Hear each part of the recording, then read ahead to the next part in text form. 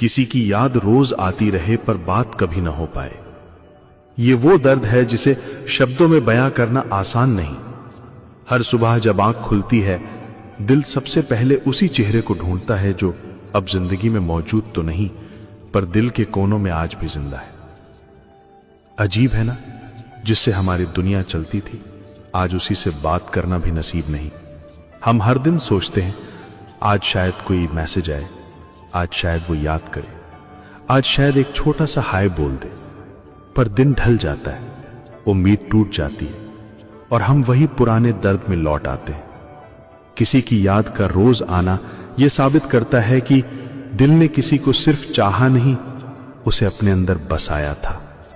वो बातें, वो हंसी, वो पल, वो करीबियां सब आज भी यादों की तरह नहीं, हकीकत की तरह महसूस होती हैं।